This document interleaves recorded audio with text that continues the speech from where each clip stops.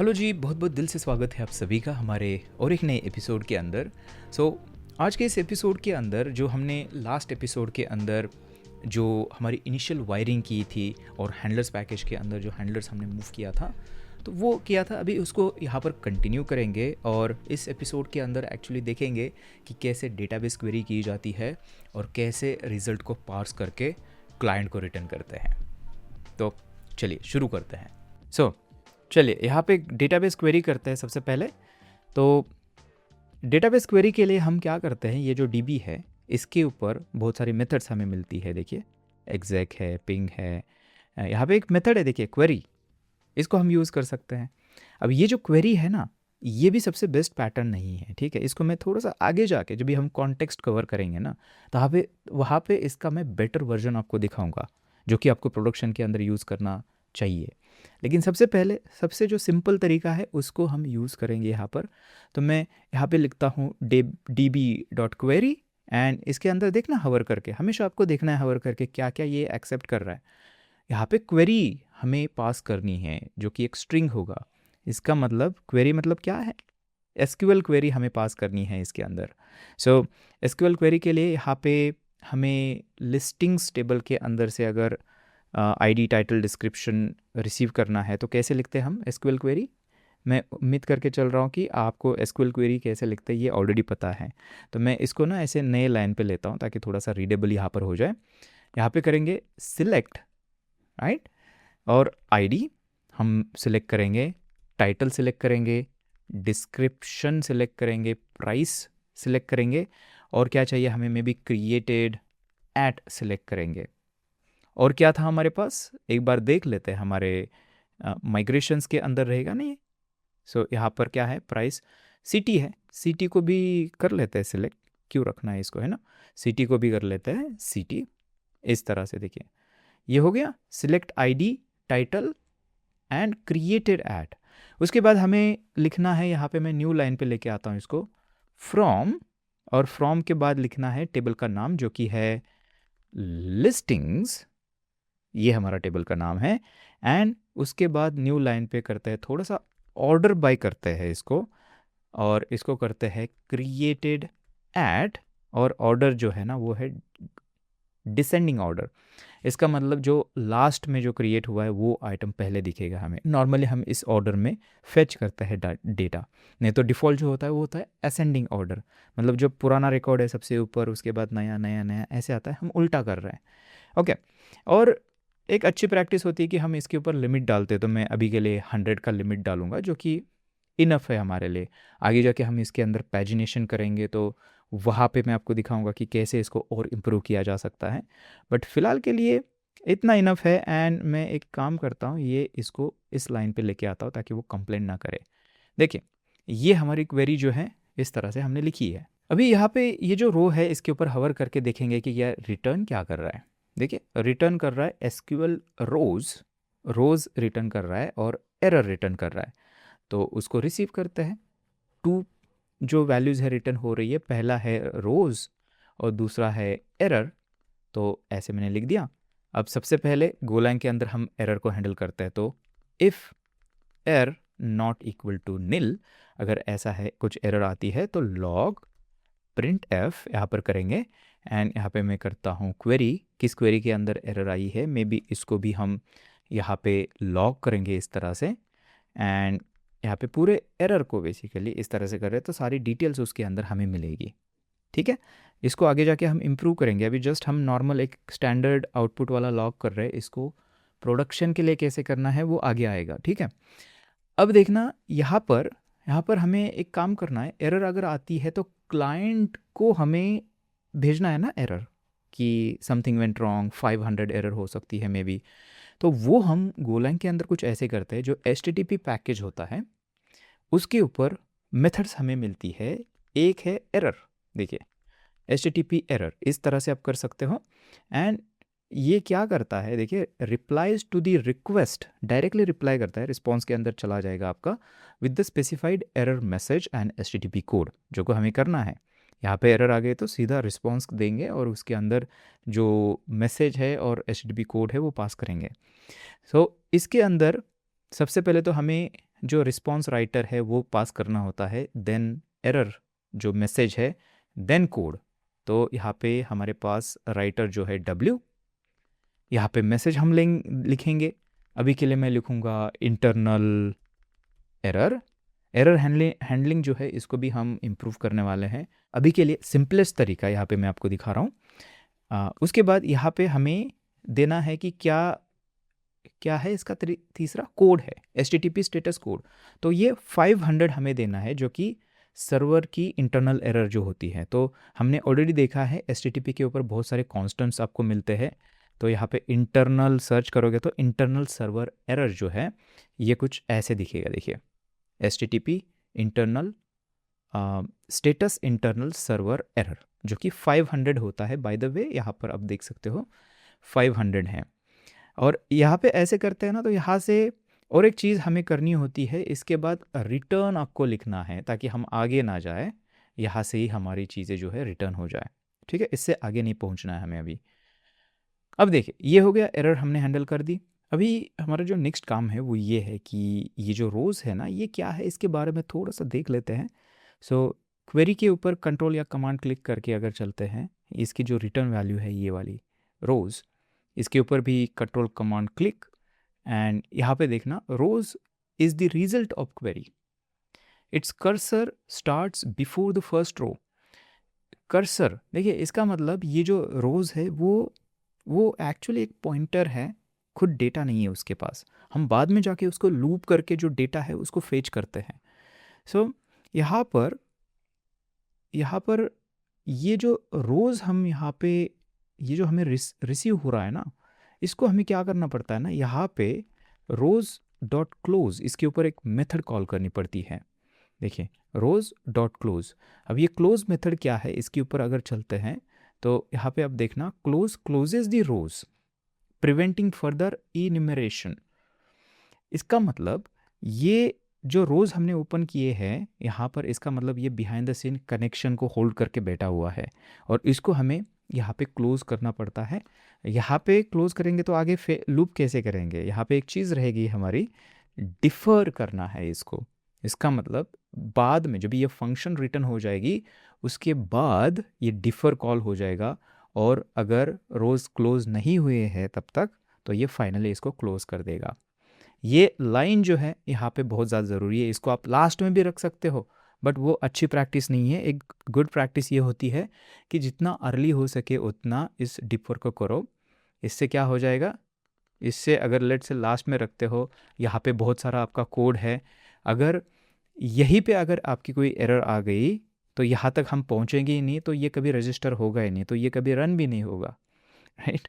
सो इसलिए हमें इसको क्या करना होता है, इसको सबसे यहाँ पे जितना ऊपर हो सके उतना रखना है। तो ये सबसे ऊपर हो सकता है, तो यहाँ पे हमने इसको इस तरह से क्लोज कर दिया। तो ये हमारा कनेक्शन या फिर बिहाइंड द बैकग्राउंड में जितने भी रिसोर्सेस इसने होल्ड करके रखे हैं वो क्लोज करेगा जब भी हमारी फंक्शन जो है वो रिटर्न हो जाएगी। ओके, सो ये बिल्कुल भूलना नहीं, बहुत ज़्यादा ज़रूरी है। और डिफ़र को तो बिल्कुल नहीं भूलना, नहीं तो ये यहीं पे क्लोज हो जाएगा, आगे हम कुछ उसका डेटा फेच ही नहीं कर पाएंगे। ओके, अभी यहाँ पर देखिए, ये अगर कर्सर है हमारे पास, तो उसको हमें लूप करके एक एक रो को जो है वो स्कैन करने की यहाँ पर ज़रूरत होती है। तो उसके लिए हम क्या करते हैं, उसके लिए यहाँ पे फॉर लूप यूज़ करते हैं। एंड फॉर लूप हम यूज़ करते हैं किसके ऊपर, रोज डॉट, और इसके ऊपर हम नेक्स्ट को कॉल करते हैं। अब ये नेक्स्ट क्या है इसको भी देखना, next prepares the next result row for reading with row scan method. क्या मतलब है इसका, इसका मतलब देखिए मैं यहाँ पे आपको बताता हूँ। जैसे कि हमने देखा था कि लेट्स से कि ये हमारे रोज़ है और 4 रो है, ऐसे समझ लेते हैं।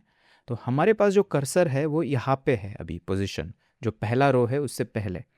अब क्या हो जाएगा, जैसे ही हम हमारे कोड के अंदर नेक्स्ट जो है वो कॉल करेंगे, तो यहाँ पर ये नेक्स्ट वाले को जो है हम स्कैन करेंगे। फिर उसके बाद ये लूप चल रहा है, फिर से नेक्स्ट कॉल हो जाएगा स्कैन होने के बाद, तो ये इसको स्कैन करेगा, फिर इसको स्कैन करेगा, फिर इसको स्कैन करेगा। तो एक तरह से नेक्स्ट कॉल करके ना हम एक एक रो बाय रो आगे जाके उसको लूप के अंदर स्कैन करेंगे। ये आइडिया है यहाँ पर, इसलिए हमने ऐसे फॉर लूप के अंदर ये कर दिया और ये अभी चलेगा लूप यहाँ पर। अब इसके बाद बहुत ही इम्पोर्टेंट एक स्टेप हमें करनी है। यहाँ पर इसके अंदर ना हम क्या करते हैं, हर एक रो को स्कैन करते हैं। अब इसको स्कैन करते कहाँ पर है, इसको स्कैन करके हमें किसी इन मेमोरी डेटा स्ट्रक्चर के अंदर उन रोज़ को हमें स्टोर करना होता है। जैसे हम स्कैनिंग मशीन के अंदर पेपर को स्कैन करते हैं, लेट्स से किसी पेपर को स्कैन कर लिया, स्कैन करके उसको हम हमारे किसी फाइल के अंदर, कंप्यूटर के अंदर या फिर पेन ड्राइव के अंदर स्टोर करते हैं।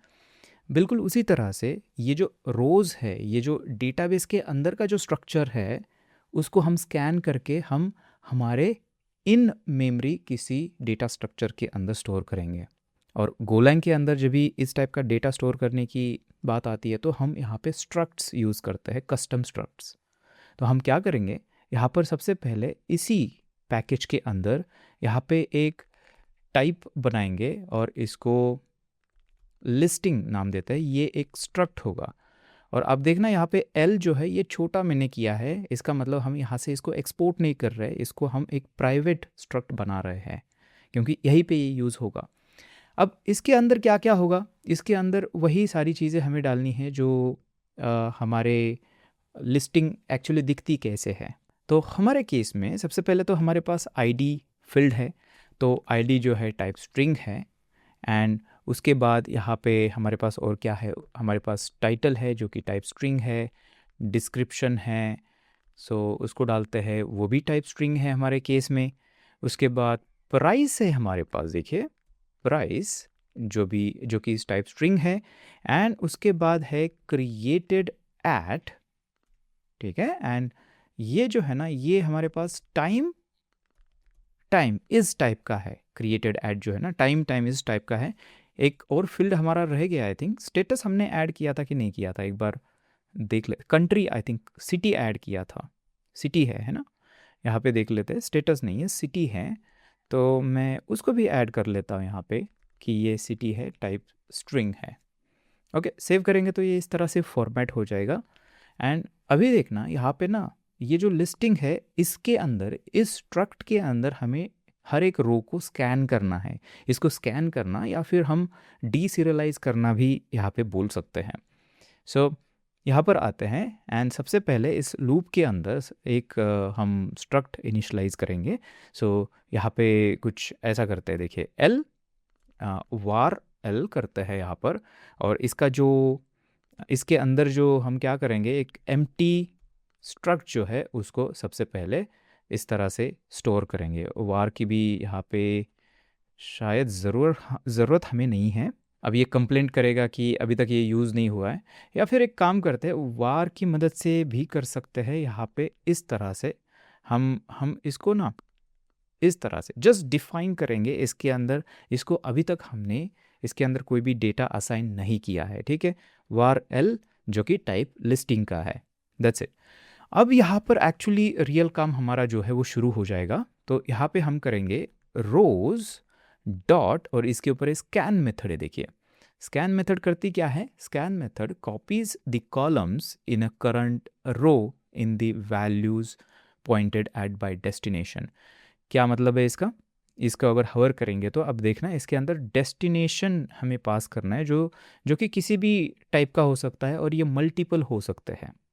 क्या मतलब है इसका, मैं बताता हूँ आपको। इसका मतलब ये है कि हमें यहाँ पे एक्चुअली ये जो स्ट्रक्ट है ना, इस स्ट्रक्ट के अंदर जो फील्ड्स है उनके पॉइंटर्स देने हैं यहाँ पे। एक मैं आपको करके दिखाता हूँ। लेट्स से हमारे पास ये ID फील्ड है ना, सबसे पहले देखिए यहाँ पे ऑर्डर बहुत इंपॉर्टेंट होगी। ये जिस तरह से हमने जिस ऑर्डर में हमने लिखा हुआ है ना, ये पहले ID है, फिर टाइटल है, फिर डिस्क्रिप्शन है, बिल्कुल उसी ऑर्डर में हमें इसको स्कैन करना है। तो मैं बोलूँगा यहाँ पे L.ID, यहाँ पे बोलूँगा L.ID, मतलब इस लिस्टिंग स्ट्रक्ट के अंदर इसके अंदर जो भी पहला पैरामीटर होगा वो ID को फिट कर देना, मैच कर देना, मतलब वहाँ पे स्कैन करके स्टोर करना। लेकिन ये होना चाहिए पॉइंटर। तो यहाँ पे पॉइंटर मतलब एड्रेस हमें देना है, तो यहाँ पे हम @ ऐसे लगाते हैं। तो एक तरह से हम स्कैन फंक्शन को हमारे L के अंदर जो ID फील्ड है इसका लोकेशन दे रहे हैं, इसका रेफरेंस दे रहे हैं और बोल रहे हैं कि जो पहला रो की जो आईडी फील्ड होगी ना, वो पहला वाला, उसको इस लोकेशन पे स्टोर कर देना।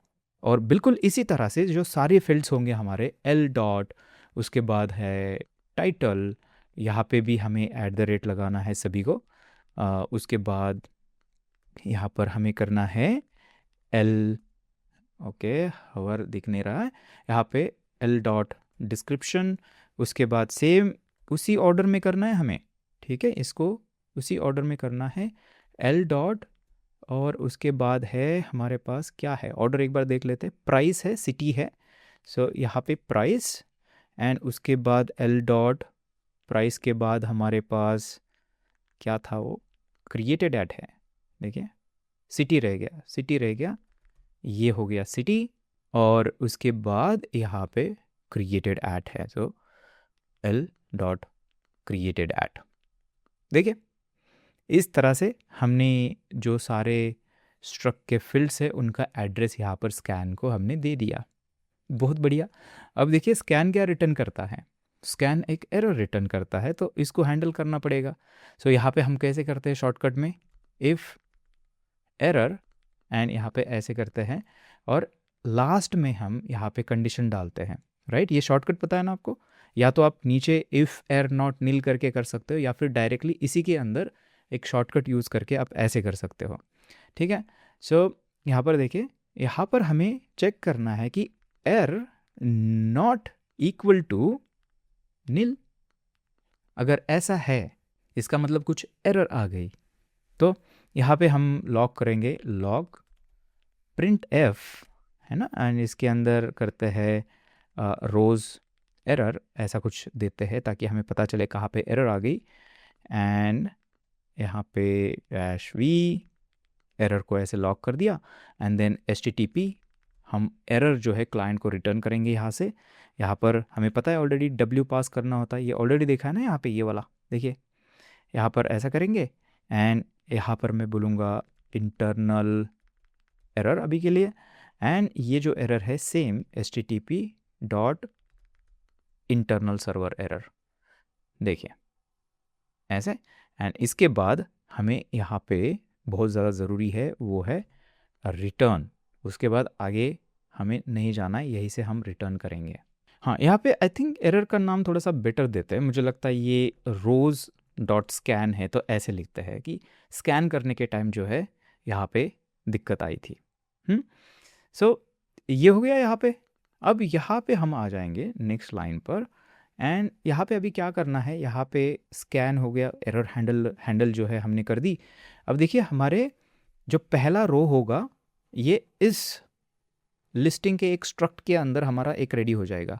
हमें क्या करना है, हमारे पास मल्टीपल लिस्टिंग्स है ना, तो हमारे पास एक स्लाइस होनी चाहिए, मतलब जिसके अंदर एक लिस्ट होनी चाहिए, जिसके अंदर हम हर बार एक एक स्ट्रक्ट यहाँ पे स्कैन करके उसके अंदर डालते रहेंगे। तो इस लूप के बाहर, यहाँ पे बहुत ज़्यादा ज़रूरी है, लूप के बाहर हम क्या करेंगे, एक यहाँ पर स्लाइस बनाएंगे, और स्लाइस जो होगी वो किस टाइप की होगी, क्या होगा इसके अंदर लिस्टिंग जो है इसकी स्लाइस होगी। तो मैं यहाँ पे ऐसे हमें करना होता है, इस तरह से एक लिस्टिंग्स की एम्प्टी स्लाइस यहाँ पर बना दी है। एंड अभी देखिए यहाँ पे जैसे स्कैनिंग कंप्लीट हो जाएगी, हम इसके अंदर, इस लिस्टिंग के अंदर ये करंट जो लिस्टिंग है एक स्ट्रक्ट, उसको हम अपेंड कर देंगे। तो अपेंड कैसे करते हैं, हम अपेंड कुछ ऐसे करते हैं, लिस्टिंग्स डॉट अपेंड, और देखिए अपेंड कॉल करते हैं, अपेंड मेथड, एंड यहाँ पे लिस्टिंग्स पास करते हैं, और ये जो करंट लिस्टिंग है हमारी उसको, और फिर हम लिस्टिंग को ये फिर से असाइन करना पड़ता है। इस तरह से बेसिकली हम गूह के अंदर जो है स्लाइस के अंदर एलिमेंट्स को अपेंड करते हैं, ठीक है। ये अज्यूम करके चल रहा है कि ये आपको पता है, ये आपके लिए नया नहीं है। अब देखिए, अब ये जो बताऊंगा ना, ये बहुत ज़रूरी है प्रोडक्शन के लिए। बहुत बार ये ट्यूटोरियल के अंदर इसको इग्नोर किया जाता है, लेकिन प्रोडक्शन के ऊपर इसका ध्यान आपको रखना है।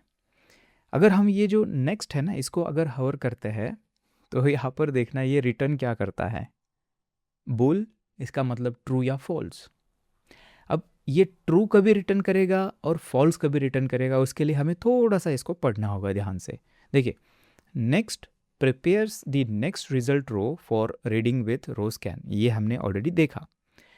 It returns true on success, इसका मतलब स्कैन जो है वो सक्सेसफुल, रो जो है स्कैन हमने प्रॉपर तरीके से, वो कर्सर जो है प्रोग्रेस हो गया सही तरीके से, सक्सेस है। और false if there is no next result row, इसका मतलब और रोज़ बचे ही नहीं है तो ये फॉल्स रिटर्न करेगा। हमारे पास 2 रोज़ है, ये तीसरी बार जब ये जाएगा तो तीसरा रो है ही नहीं हमारे पास, तो ये फॉल्स रिटर्न करेगा। और an error happened while preparing it, या फिर अगर कुछ एरर आती है उसको प्रिपेयर करने में, मतलब प्रोग्रेस करने में कर्सर एरर आ गई, मे बी कनेक्शन ड्रॉप हो गया आपका, नेटवर्क के अंदर कुछ ब्लिप हो गई, कुछ भी हो सकता है रीज़न, तो तभी ये फॉल्स रिटर्न करेगा। इसका मतलब आप देखना कि फॉल्स 2 केसेस में ये रिटर्न कर रहा है। एंड ये प्रॉब्लम है, हमें पता नहीं कि इसमें से कौन सा है, क्या एरर आई थी, क्या रोज़ ख़त्म हो गए, ये कैसे डिस्टिंग्विश करें।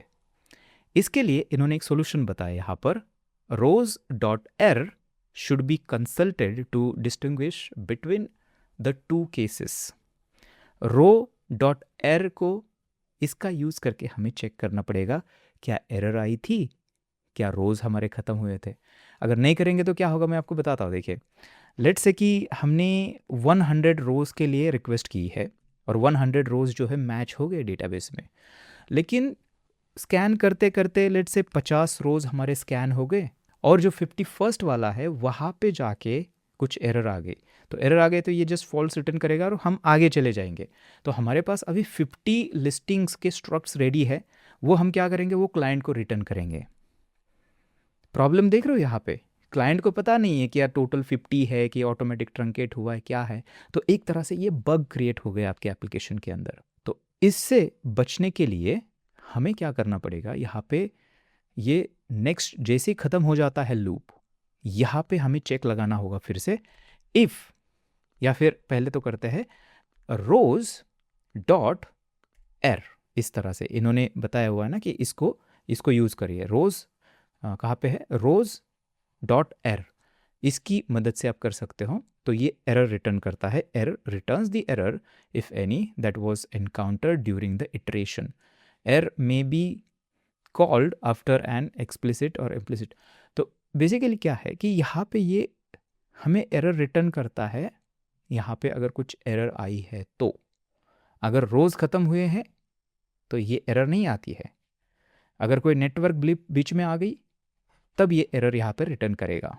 सो इससे हम डिस्टिंग्विश कर सकते हैं कि हाँ सच में एरर आई थी भाई इसके अंदर, है ना। सो यहाँ पे हम क्या करेंगे, एरर रिटर्न करता है, देखिए इसके ऊपर देखिए एरर रिटर्न करता है, तो उसको रिसीव करेंगे एरर ऐसे, एंड इसको चेक करने के लिए यहीं पे हम इफ़ लगा सकते हैं, फिर यहाँ पे ऐसे एरर नॉट इक्वल टू नील, ऐसे अगर नील नहीं है इसका मतलब एरर आ चुकी है, देन हम लॉग डॉट यहाँ पे प्रिंट एफ करेंगे एंड इसके अंदर करेंगे, ये कहाँ पे हुआ है, रोज़ एर के अंदर ये हुआ है, यहाँ पे एर पास करेंगे। लेकिन यहाँ पर एक चीज़ हमें करनी पड़ेगी, इस तरह से वी डालना पड़ेगा ताकि हम एर को इस तरह से कॉन्कैटिनेट इसके अंदर कर पाए।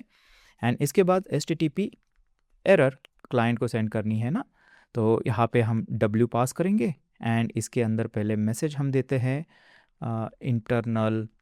अब एक यहाँ पे चीज़ नोटिस कर रहे होंगे कि मैं हर जगह पर लोअर केस यूज़ कर रहा हूँ, ठीक है। ये भी एक इडियोमेटिक तरीका है गो के अंदर, हम इस तरह से लोअर केस जो है मैसेजेस स्ट्रिंग जो लिखते हैं वो यूज़ करते हैं, तो इसलिए हम ये यूज़ कर रहे हैं ऐसे।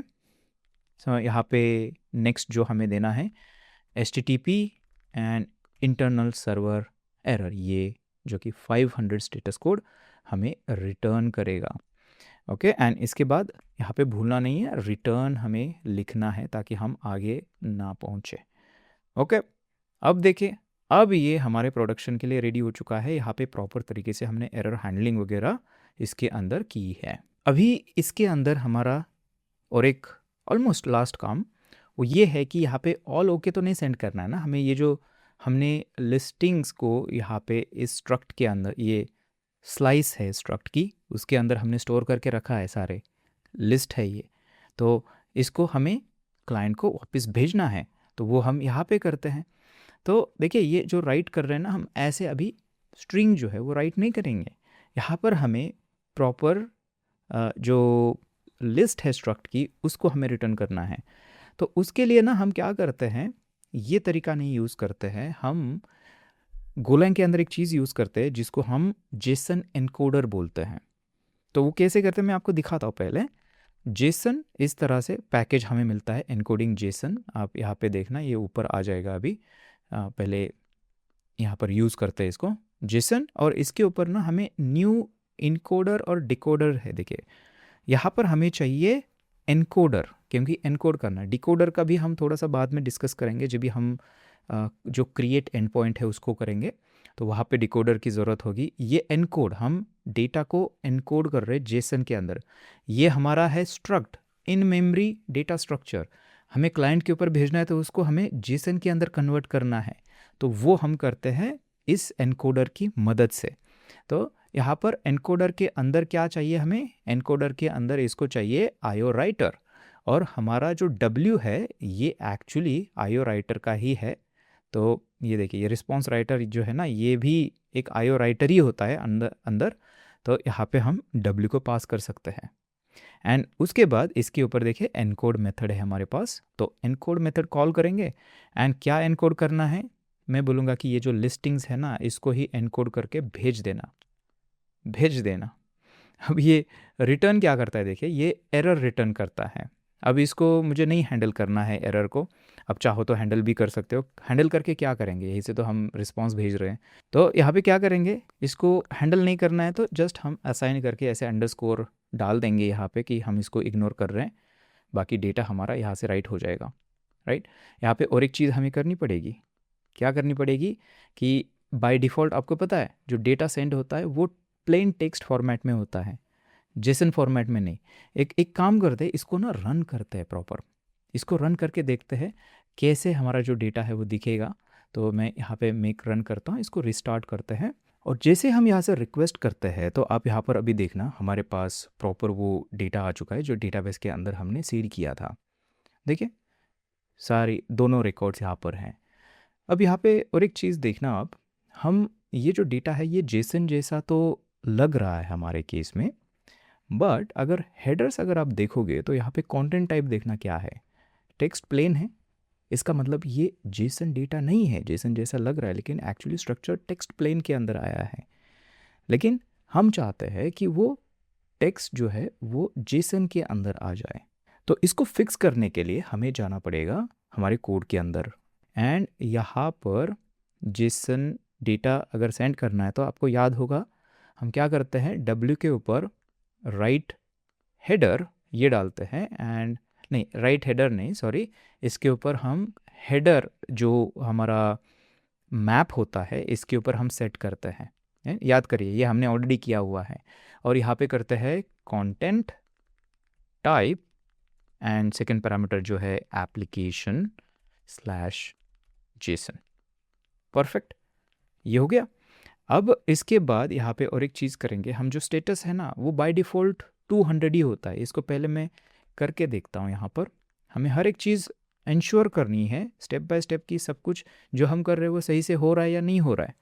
राइट, और अभी अगर करते हैं यहाँ पर सेंड, तो अभी आप देखना कंटेंट टाइप जो है ये आपको प्रॉपर एप्लीकेशन जेसन दिखेगा, और जो हमारा डेटा है वो भी आपको सिमिलर ही दिखेगा, इसमें कोई फ़र्क नहीं है। लेकिन अभी हमारा डेटा जो है जेसन स्ट्रक्चर के अंदर हमें यहाँ पर रिसीव हो रहा है। सो यहाँ पर स्टेटस को 200 मिल रहा है, लेकिन फिर भी मैं एक्सप्लिसिटली यहाँ पे सेट करूँगा इसको, और वो करते हैं हम राइट हेडर नाम से, एंड यहाँ पे बोलूँगा HTTP ओके, स्टेटस ओके। तो क्या हो जाएगा, प्रॉपर 200 स्टेटस कोड जो है यहाँ से रिटर्न हो जाएगा। ठीक है, ये हो गया। अब एक लास्ट प्रॉब्लम मैं आपको यहाँ पर दिखाता हूँ। अगर आप ये जो फील्ड्स है उनको अगर ध्यान से देखोगे तो यहाँ पर देखना ये ID है, इस तरह से I जो है कैपिटल है, यहाँ पे T कैपिटल है, यहाँ पे D कैपिटल है। तो इसी तरह से ये एग्जैक्टली फील्ड के नाम हमारे हैं जो हमारे स्ट्रक्ट के अंदर हमने बनाए हैं। तो ये प्रॉब्लम है, इससे क्या हो रहा है कि हम हमारे इंटरनल डेटा स्ट्रक्चर को यहाँ पे लीक कर रहे हैं, क्लाइंट के ऊपर पता चल रहा है अच्छा इनका जो इंटरनल स्ट्रक्ट है ये कुछ ऐसा दिखता होगा। तो ये अच्छी प्रैक्टिस नहीं होती है। हमें प्रोडक्शन के अंदर बहुत बार क्या करना होता है कि जैसा स्ट्रक्ट दिखता है वैसे फील्ड नहीं चाहिए होते, मे बी हमें उसको रीनेम करने की ज़रूरत होती है। या सबसे इम्पॉर्टेंट यहाँ पे जो हम कन्वेंशन यूज़ करते हैं कि लोअर केस यहाँ पे जो भी है रखते हैं, टी जो है टाइटल टी लोअर केस रहेगा, डिस्क्रिप्शन का डी जो है वो लोअर केस रहेगा। तो उसको कैसे अभी फिक्स करेंगे, तो उसके लिए चलते हैं हमारे कोड के अंदर। यहाँ पर ये जो हमने स्ट्रक्ट बनाया है इसके ऊपर हम एक चीज़ ऐड करते हैं जिसको हम स्ट्रक्ट टैग्स बोलते हैं। तो ये बैकटिक्स यहाँ पे हम लगाते हैं एंड यहाँ पर बैकटिक्स के अंदर हमें लिखना है जेसन, एंड जेसन के बाद यहाँ पे कोलन हमें देना होता है, डबल कोट्स। एंड ये फील्ड जो है जब भी जेसन के अंदर एनकोड होगा तो कैसे दिखना चाहिए वो यहाँ पे मैं लिखूँगा। सो मैं चाहता हूँ कि वो नॉर्मल ऐसे आईडी दिखे। उसके बाद यहाँ पर ये नेक्स्ट वाला जो है ये है जेसन के अंदर, यहाँ पे मैं चाहता हूँ कि ये कैसा दिखे, ये नॉर्मल टाइटल ऐसा दिखे, स्मॉल लेटर।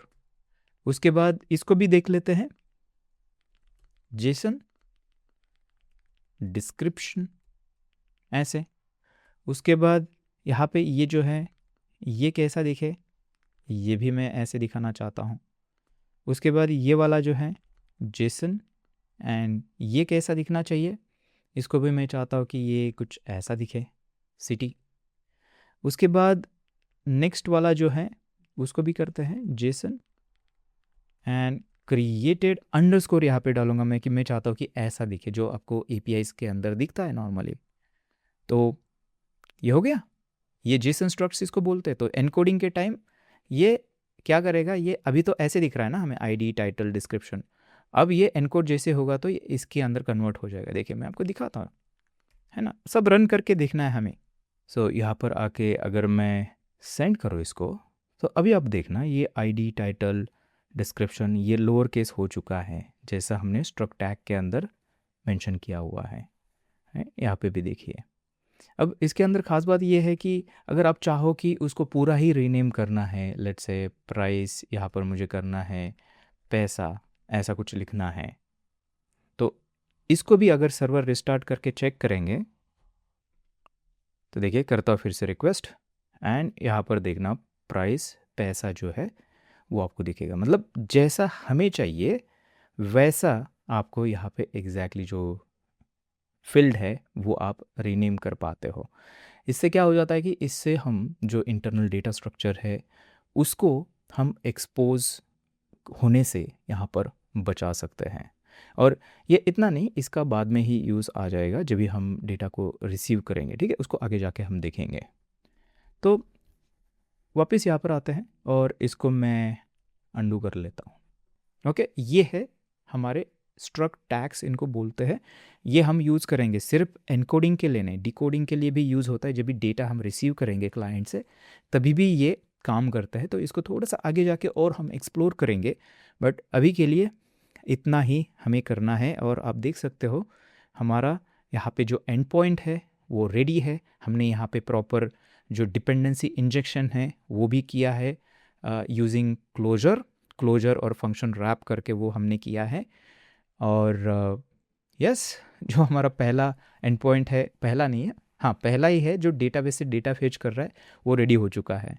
सो कॉन्ग्रेचुलेशंस। और बाय द वे ये जो हमने किया है ना क्लोजर का यूज़ करके, इसको वर्ड भी है, इसको हम बोलते हैं क्लोजर फैक्ट्री। अगर कभी आपको इंटरव्यूज़ के अंदर अगर पूछा जाता है या फिर अगर कहीं पे टेक्निकल डिस्कशन के अंदर अगर आपको करना है तो इसको क्लोजर फैक्ट्री हम बोलते हैं। तो ये वर्ड याद रखिए, ठीक है, उसकी मदद से भी हम ऐसे डिपेंडेंसी इंजेक्शन कर सकते हैं। सो अभी जो भी हमारा काम हुआ है इसको हमें कमिट करना है, भूलना नहीं है बिल्कुल। यहाँ पे करते हैं add listings and point, commit करते हैं और सिंक चेंजेस करते हैं। तो ये पुश हो जाएगा रिमोट के ऊपर, और रिमोट के ऊपर जैसे पुश हो जाएगा तो रेंडर के ऊपर हमारा जो डिप्लॉयमेंट है वो फिर से नया डिप्लॉयमेंट शुरू हो जाएगा और ये नया वर्जन वहाँ पे डिप्लॉय हो जाएगा, जिसको अभी हम चेक करेंगे। सो यहाँ पे आप देख सकते हो नया deployment add listing and points के लिए शुरू हो चुका है, और जैसे ये कंप्लीट होगा फिर हम इसको चेक करेंगे कि क्या वहाँ पे भी डेटाबेस से डेटा फेच हो रहा है कि नहीं प्रोडक्शन के अंदर। सो यहाँ पे लॉग्स इसके देखते हैं कहाँ तक पहुँचे हैं। बिल्ड सक्सेसफुल हो चुका है, अभी ये डिप्लॉय हो जाएगा। सो यहाँ पे ये यूआरएल हमारा हमें मिल चुका है। यहाँ पे करते हैं स्लैश लिस्टिंग्स, अब देखना ध्यान से, यहाँ पे एंटर करते हैं, और जैसे एंटर करते हैं तो यहाँ पे आप देख सकते हो हमारा डेटा जो कि अभी हमारे सर्वर से आ रहा है। यहाँ पे अगर यूआरएल अगर देखोगे आप तो ये हमारा यूआरएल है जो कि डिप्लॉयड है। तो इस तरह से हमने जो डेटा है हमारा डेटाबेस से हमने फेच करके यहाँ पर हम क्लाइंट के ऊपर रिस्पॉन्स सेंड कर रहे हैं। तो ये एपिसोड इसके बारे में था। अभी जो हमारा आने वाला जो एपिसोड है उसके अंदर हम क्या करेंगे, जो हमारा नेक्स्ट एंड पॉइंट है जो कि है डिलीट एंड पॉइंट, उसको हम बनाएंगे। तो उसको बनाने के टाइम हम एक प्रॉब्लम को फेस करेंगे, और उसको वो जो प्रॉब्लम है उसको फिक्स करने के लिए हम गोलैंग के अंदर का एक बहुत ही पावरफुल पैटर्न देखने वाले हैं, जिसकी मदद से हमारी जो राउटिंग है वो और भी ज़्यादा इम्प्रूव होने वाली है। तो वो हम करेंगे हमारे नेक्स्ट एपिसोड के अंदर। तो मैं आपसे मिलता हूँ उसी एपिसोड के अंदर।